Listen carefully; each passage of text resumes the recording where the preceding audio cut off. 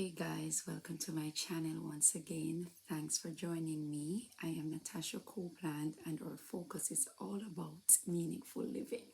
So for today, we will be looking at improving yourself. So to me, when we think about improving yourself, improving myself, it's all about how can I become a better person. So, number one thing I believe in improving yourself is not to compare yourself to other people. You know, we all have our different seasons. We may be in the same industry, we may be in the same environment, the same community. However, my manifestation of success is going to be different from someone else's manifestation of success. So we all ripe at different times. Plums and pumpkins probably don't bear fruit at the same time and at the same season. So it's all about just accepting who you are, acknowledging your worth, and knowing that you are doing everything that is possible to become a better person, a better version of yourself. Because the truth is, there is no one else like you. There never was, there isn't, and there never will be. So that in itself speaks to how unique we are. And we just need to work towards a better me and a better you. All right. So we don't need to compare, we don't need to put ourselves down. Having said that, I think number two would be to speak positively to ourselves. We've all heard that power lies in our tongue, that the power brings forth life or death. So we can either decide to speak life into our situation, or we can decide to speak death and remain where we are, or even yet get worse from where we actually are. So I would say speak positively to yourself. Tell yourself that you're strong. Tell yourself that you can do it. Tell yourself that you're here for a purpose. Tell yourself that good things will happen even when it is not happening, even when the exact opposite is happening.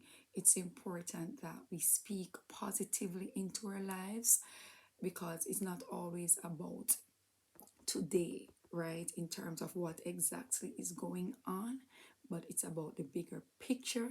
It's not necessarily about the particular battle that you think you're losing right now, but just remember that you have that inner strength to actually win that war. You're purposeful, you are here for a reason, right? And it's not over, right? Once you're breathing, once you have life, it's not over.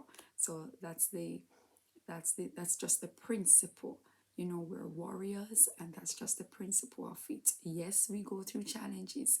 Yes, we acknowledge our emotions, that I'm not feeling so strong today. That's okay, but we're going to speak positivity into our lives. We're going to tell ourselves that we have the victory. We're just claiming it. We're just doing all the things that we need to do, and that is important for our success. Then I want us to look at seeing life in moments. So, for example, you're faced with a situation. Just assess the situation, look at the facts. Let's say you have a life decision to make. Just look at the facts and just know that when you make a decision in that moment, with everything you were experiencing, with your frame of reference, in that moment, the decision you made is the very best decision you made.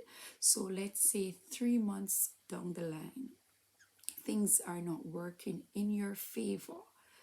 That's going to give you the assurance that, listen, I just have to pick myself up and move forward, because at that point in time, I made the best decision possible based on the things I had to do, based on the circumstances I was faced with at that point in time, based on the knowledge I had, based on X, based on Y.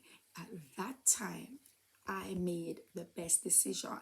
So we're not going to waste our time saying, I wish I had, I should have, I could have, all those things. No, we're just going to acknowledge that at that particular point in our lives, we made the very best decision we thought possible. So, in this present time, when we're faced with the challenge, we are going to do our very best also in that very moment to make the very best decision to move forward. See, so that becomes a principle.